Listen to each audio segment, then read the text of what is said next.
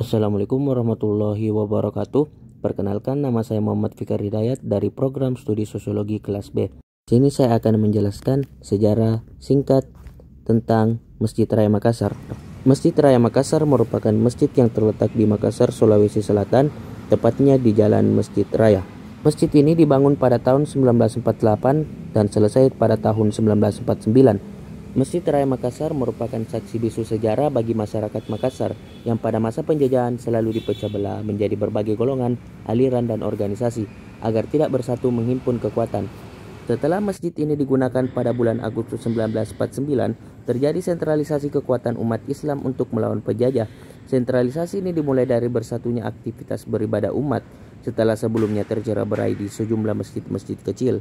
Masjid Raya Makassar pertama kali dirancang oleh arsitek Muhammad Subardjo setelah memenangi sayembara yang digelar panitia pembangunan Masjid Raya. Kala itu Subardjo menampilkan bentuk menyerupai badan pesawat terbang. Ia terinspirasi dari pengamatannya terhadap masyarakat Makassar yang tengah dihantui ketakutan karena pesawat pengeboman B-29 yang selalu melayang-layang di kota Makassar. Masjid ini dapat menampung 10.000 jamaah. Dana awal pembangunan masjid ini hanya 60.000 yang diprakarsai Kiai Haji Ahmad Bone, seorang ulama asal Kabupaten Bone, tahun 1947 dengan menunjuk ketua panitia Kiai Haji Mukhtar Lutfi. 2 tahun kemudian diresmikan dengan menghabiskan biaya 1,2 juta rupiah pada tahun 1949.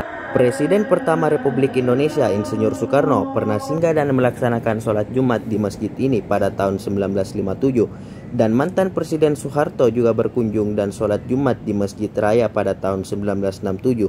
Masjid ini mengalami pengerombakan pada tahun 1999 hingga tahun 2005 dan mengalami renovasi pada tahun 2019 hingga sekarang.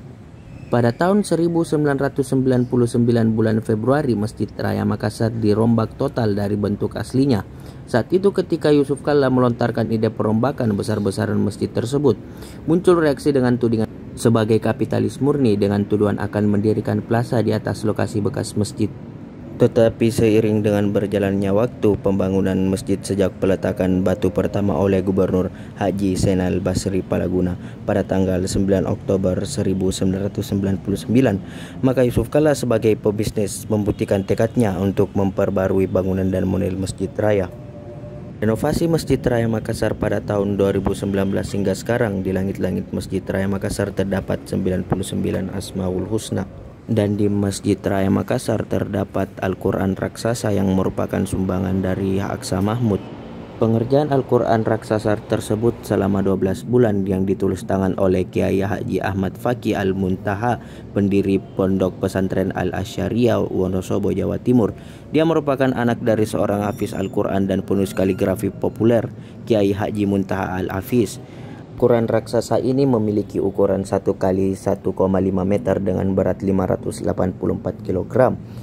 Al-Quran Akbar ini tertulis pada 605 lembar kertas. Huruf demi huruf Al-Quran ini ditulis tangan dengan menggunakan tinta Cina dan air teh kental.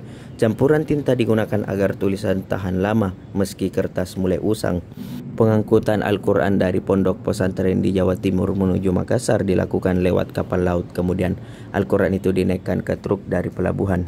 Dan baru-baru ini terjadi pembakaran mimbar di Masjid Raya Makassar oleh orang tak dikenal. Pada jam 1 dini hari, pelaku tersebut membakar mimbar masjid karena kesal sering ditegur saat tidur di masjid. Ustaz Dasat Latif memberikan himbauan terkait pembakaran mimbar ini. Dia mengatakan masyarakat agar tidak terprovokasi dengan kejadian ini dan tidak ada kaitan dengan provokasi. Sekian dari saya.